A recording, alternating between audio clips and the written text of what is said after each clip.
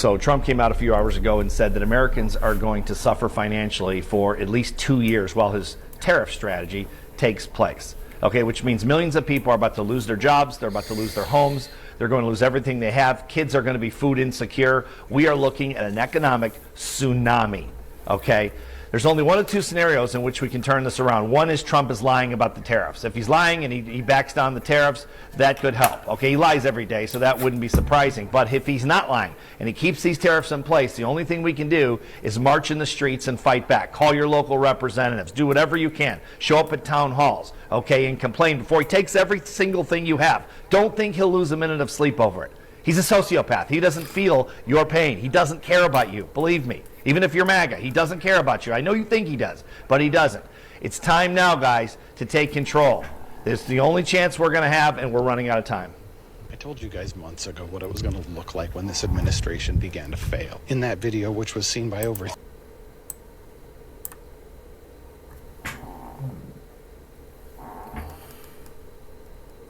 So Trump came out a few hours ago and said that Americans are going to suffer financially for at least 2 years while his tariff strategy takes place. Okay, which means millions of people are about to lose their jobs, they're about to lose their homes, they're going to lose everything they have. Kids are going to be food insecure. We are looking at an economic tsunami. Okay? There's only one of two scenarios in which we can turn this around. One is Trump is lying about the tariffs. If he's lying and he backs down the tariffs, that could help. Okay, he lies every day, so that wouldn't be surprising. But if he's not lying and he keeps these tariffs in place, the only thing we can do is march in the streets and fight back. Call your local representatives. Do whatever you can. Show up at town halls, okay, and complain before he takes every single thing you have. Don't think he'll lose a minute of sleep over it. He's a sociopath. He doesn't feel your pain. He doesn't care about you. Believe me. Even if you're Maga, he doesn't care about you. I know you think he does, but he doesn't. It's time now, guys, to take control. This is the only chance we're going to have, and we're running out of time.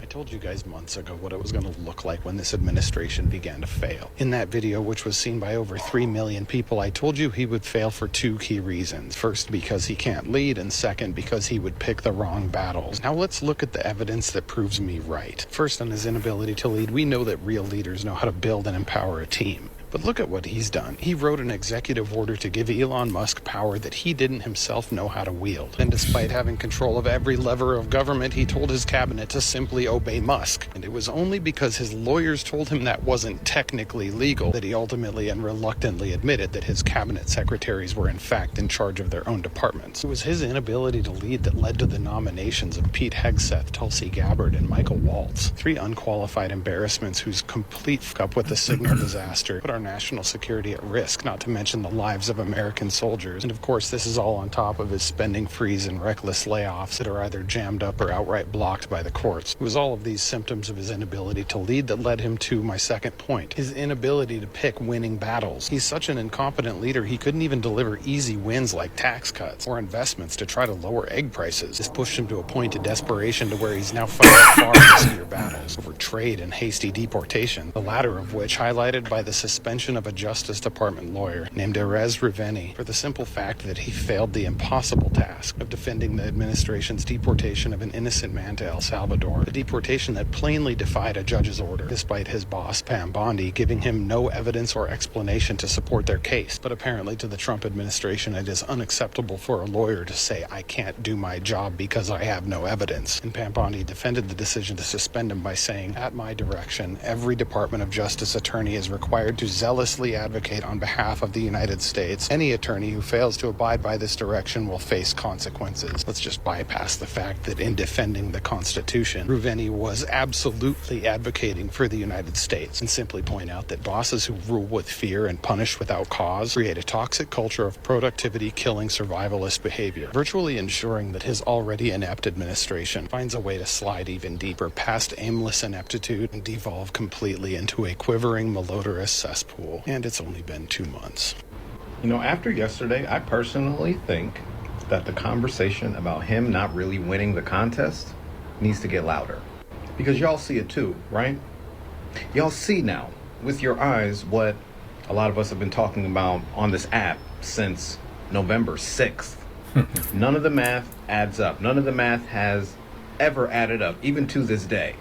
And even before yesterday, where we saw at least 5 million people out on the streets And that does not count the millions of people who supported but stayed home, like myself and other people of color, because we knew what the retaliation would be.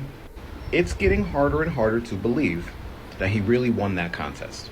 In fact, I am certain now he did not do it legitimately. If you don't believe me, if you think that I'm just out here spewing conspiracy theories, if you're somebody in the Maga community that just thinks that I'm crazy, I have a challenge for you. Why don't y'all organize a protest with similar numbers to what we saw yesterday? Like, for real.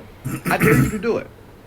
My wife shared with me some comments, from people who were saying things like, imagine all of these people protesting something that a majority of the country actually wanted. Well then, if that's true, how come you guys have yet to gather in the same way? How come you guys have yet to gather with the same numbers that we see of people who oppose this administration?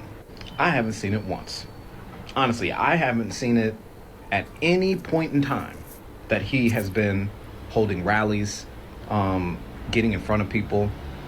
When he won both times, we have never seen that type of collection of people in support of him.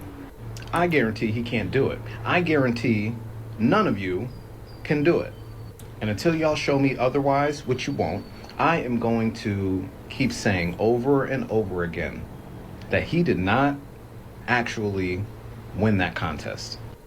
Y'all, I'm gonna take off this makeup while I talk to y'all.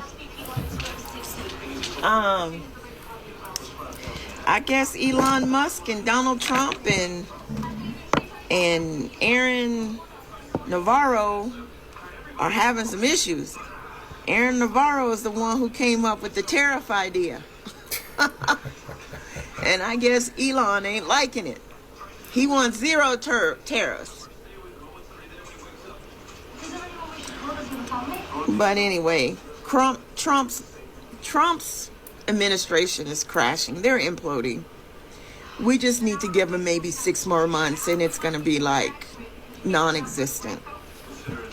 But anyway, the reason I came on here is because I keep hearing these videos about yesterday and the marching and about how peaceful it was and how the police weren't like that with certain areas in the protests and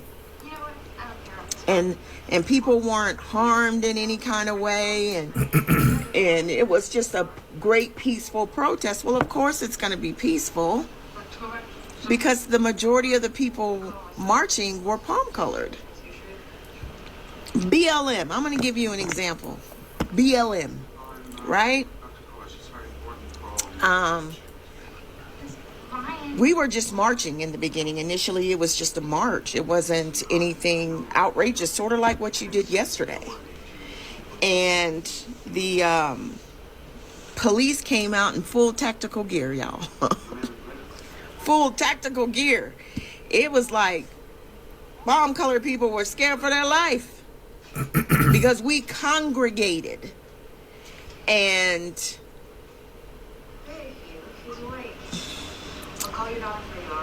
prime example, Kyle Rittenhouse left a state, came to another state, unalived 2 people, and wounded a 3rd. Went to court, and the Republican Party bought his lawyer. And so when people say that they didn't experience what we said it was going to be with martial law, no, you didn't experience it because the majority of the people marching were palm colored. Difference. But when we congregated during BLM, we got full tactical gear and what people were ready to take us out. So you tell me, what was the difference between BLM and what happened yesterday? Which I think yesterday was amazing and yesterday was great.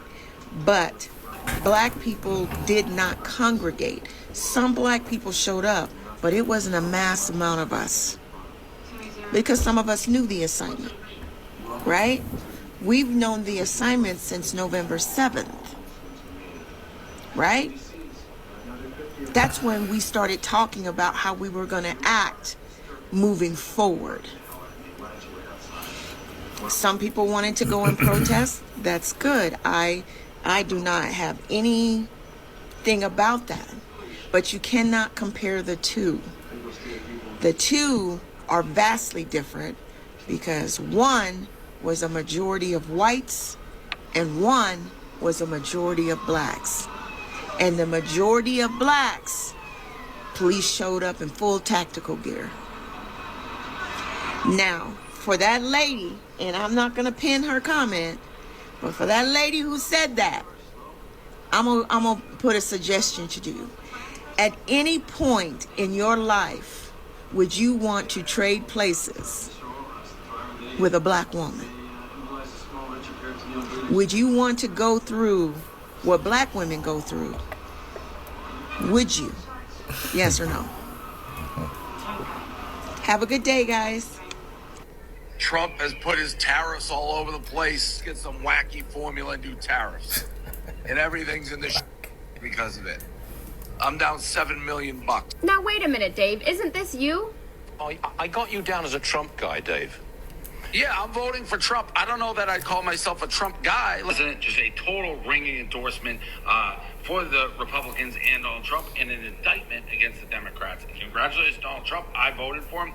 Oh, Dave Portnoy, the businessman you pretend to be. Don't you just hate the consequences of your own actions? But in case you missed it, this week, Dave Portnoy is crashing out over Donnie's tariff plan. If you don't know who that is, don't worry, we'll get to that. You know, the one that he knowingly and openly voted for as he made a million videos bashing the left and endorsing Donnie during campaign season. Same plan that real businessmen and award-winning economists refused to get behind because they know how to read. Now you have your BFFs podcast running around doing interviews at Capitol Hill as if you didn't vote for all of this. Because don't forget, Donnie started all the TikTok ban stuff way back in 2020 as well. But none of this should be shocking because Dave Portnoy is a professional grifter, and if you don't know who he is, let's do a run-through. He is the founder and owner of Barstool Sports. And whilst he pretends to always call himself libertarian, he spends most of his time bashing the left. He pretends to be this amazing boss and businessman, but he doesn't really care about his employees. The second he bought back his company, he laid off a quarter of the workforce. And I've interacted with some Barstool employees, and I do feel really bad for how little he pays them. Which is probably why it's so successful, but it seems like there's a horror story coming out of there almost monthly. On top of that, Dave Portnoy has allegations and a past that I could only expect the average Donnie supporter to have. One time suggested that some women who wear skinny jeans deserve to be R-worded. He used to say a lot of phobic and racist and misogynistic things, and he once used a slur to refer to an ESPN host. His defense for why Barstool Sports isn't anti-women is because they hire girls, so how could it be? He has been the subject of certain sort of misconduct allegations from multiple women, who had some very concerning claims to make about him. On top of all this, he is strangely obsessed with Taylor Swift. It isn't necessarily a bad thing, but the Swiftie population is largely comprised of women who call themselves feminists. So even they came forward and formally appointed Flava Flav as official King Swiftie. Respectfully, you know it's bad when even the Swifties take a step back. I don't know how many of you know this, but just this past week, when the tariffs were announced and our stock market crashed and everything around us has been falling apart, Trump decided to golf for multiple days, spending lots of taxpayer dollars, of course, but he's just golfing. He doesn't care. He doesn't care. Not about you, not about me, not about the United States. Do you know what he does care about? Himself. He has always only cared about himself.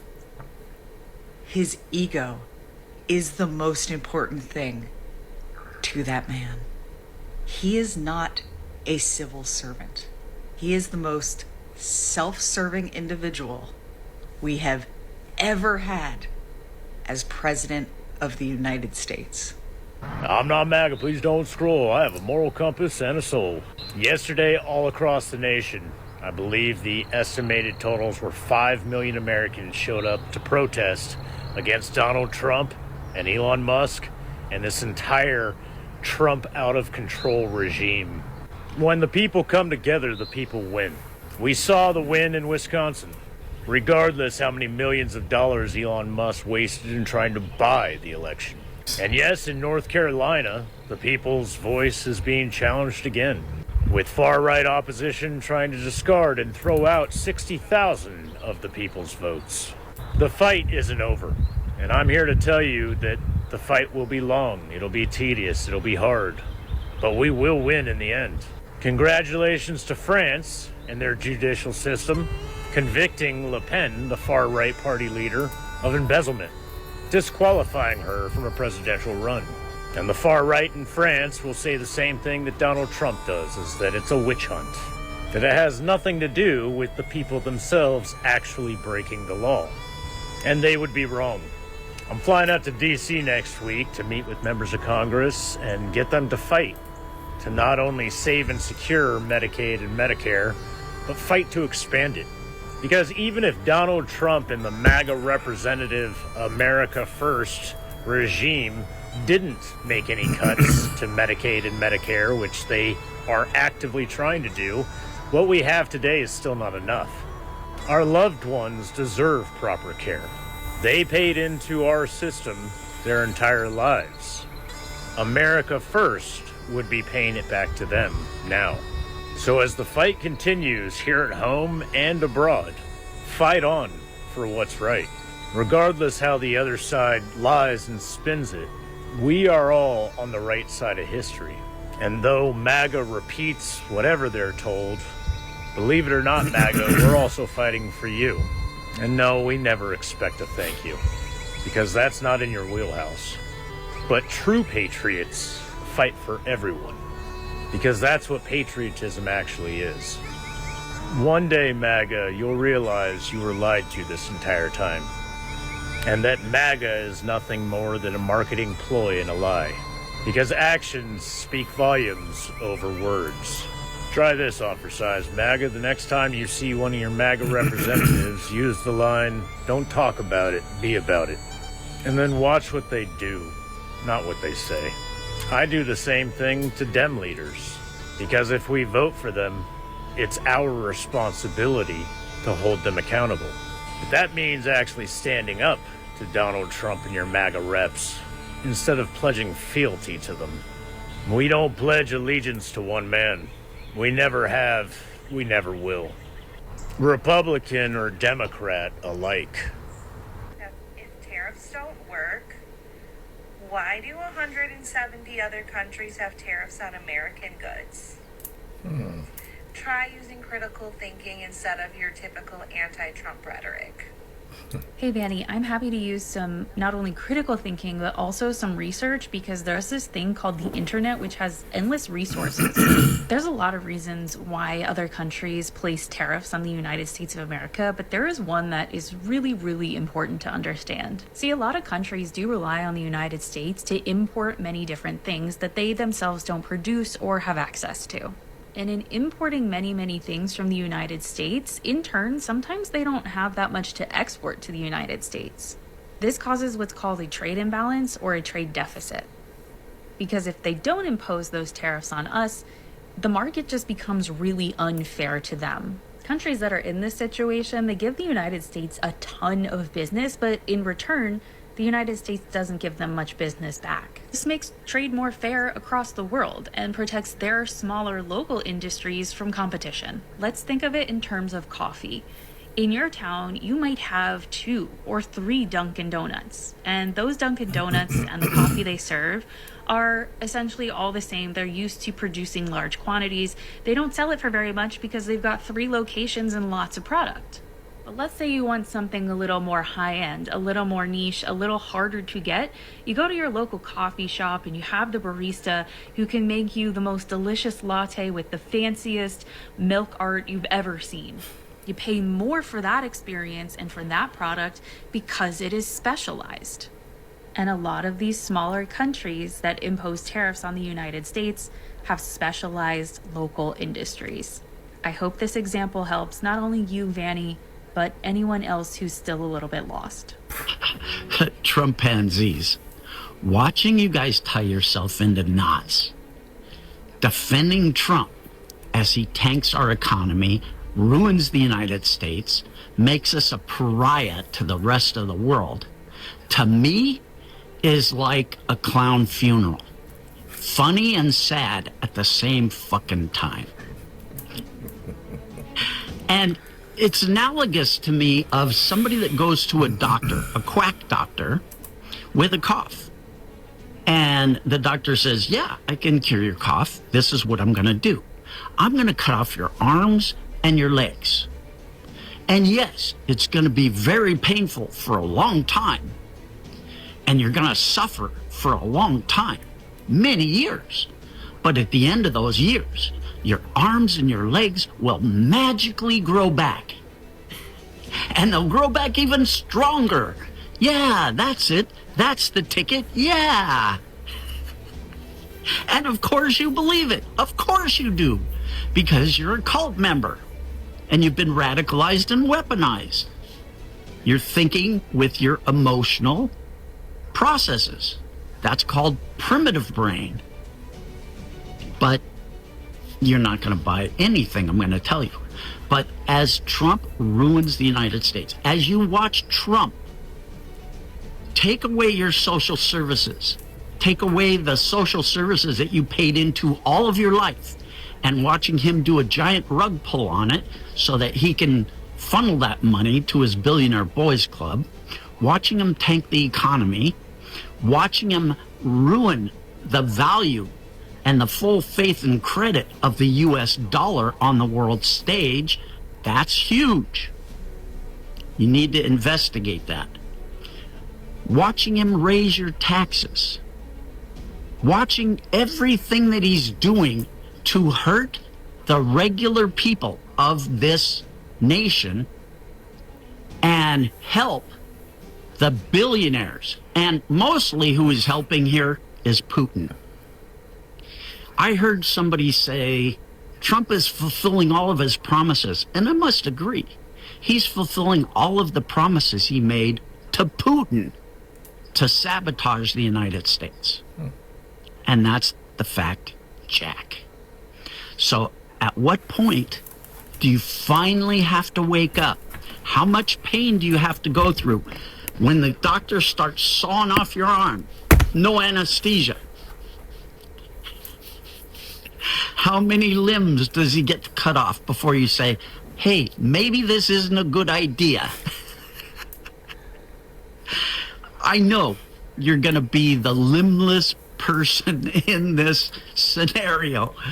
So enjoy it, because you're going to get every fucking thing you voted for. And nobody deserves it more than you. Okay, everybody, lots of questions about the tariffs right now. A couple things to remember. Number one, if you make a product in America, you don't actually have to pay the tariff. Oh, Charlie, if only that were actually true. You know what I mean? Yeah. You see, Charlie, the thing you're missing is there are very few things made in this country that is completely American. And that means made with American parts and American-made manufacturing facilities, with the whole supply chain being American. If any part of that supply chain is not American, then it's not American-made and is subject to tariffs. For instance, the Lincoln Nautilus, right?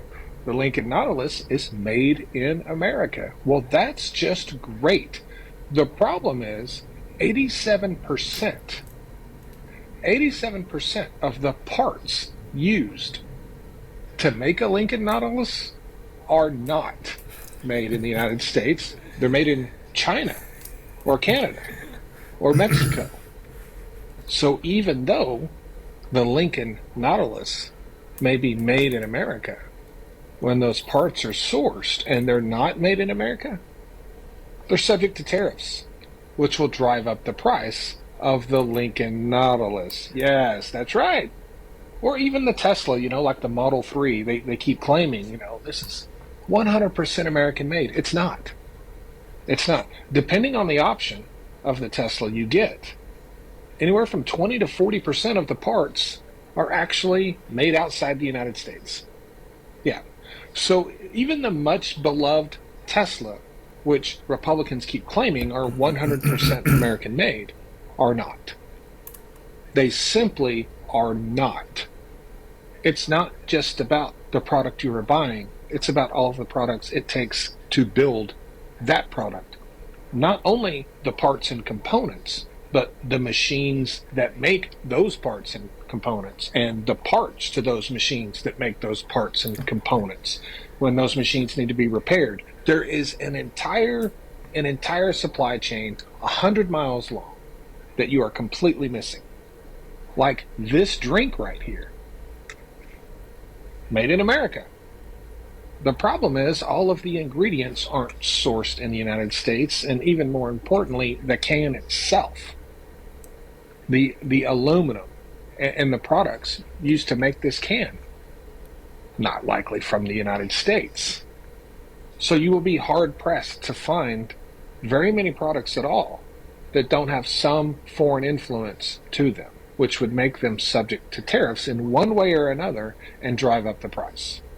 And somehow we have gone from them trying to convince us that trickle-down economics works, that if we make the rich richer, we'll get richer. And we've gone all the way from that to now, if we make the rich poor, that'll make us richer. That's why they keep talking about, oh, the market, it only impacts the rich. We're hurting the rich. We're not hurting you. You're going to get rich. When what you are doing is going to cause the rich to become richer than ever. Because huge market crashes are what make rich people. They are literally what make rich people. But they don't make poor people rich. And they don't make middle class people rich. They just make the rich rich. Because to make another $1 million in this market, you got to have $1 million to start with. Right? Right. Thanks. The liberal media is calling it Black Monday. Black Monday, I thought DEI was over and we're no longer labeling things, and call me crazy, but I thought that the liberal media preferred the term African American. So President Trump is going to lead us into a new age, and you can't get to a new age without breaking a few eggs. How do you expect to get a Western omelet made or an egg McMuffin if you don't break a few eggshells? And that's exactly what President Trump is doing for the American people. Can you talk about the world markets crashing overnight? Thank you for asking that, Washington Post. Absolutely. The world markets are falling this morning, that we woke up to that. But we knew that was coming because historically the world has ripped us off because of Joe Biden and Barack Hussein Obama, and also Hillary Clinton's emails to Benghazi. They detailed all of this. This was their plan the whole time. And frankly, it's insulting that you people are trying to pin this on President Trump when all he's doing is leading us into a new economic age of prosperity and wealth. And where is Caitlin? Is she skipping work? She's in Paris for her birthday. Oh, it's her birthday? There's nothing to celebrate there. Does the president have a statement on the record number of protesters that were out this weekend? Peter, thanks. There were record numbers of AI-generated people that hit the streets. The Clintons and the Obamas and the worst president in human history, Joe Biden, paid people to stand out on the streets and say that they were out there, sure. But if you want to talk about record numbers, let's talk about the record numbers of people that voted for our President Trump, in landslide numbers like you've never seen before. The numbers of The Apprentice, the record-breaking television show, record-breaking Miss Universe numbers when President Trump only knows success, and those are the records that you should be worried about. Can the president offer any peace of mind for people that are afraid of losing their retirement because of the stock market crashing?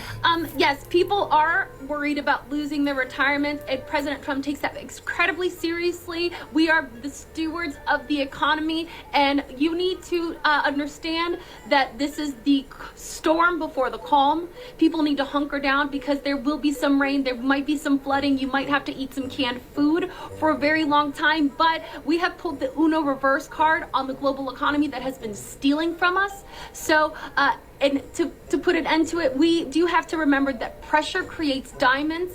Diamonds are a girl's best friend, and the woke left doesn't even know what a gender is. So, On that note, I'm going to go back to the president to celebrate Golden Monday. All right, guys. Thank you for watching. If you made it this far, I really appreciate your support to the channel. Don't forget to like and subscribe, and let me know in the comments below what do you think about this whole mess. Where is the economy going? Because stock market are crashing, people are losing their jobs, and everybody is worried about everything that's going on. So I don't know what to say, so let me know in the comments below. See you guys in the next one. Thank you. Bye bye.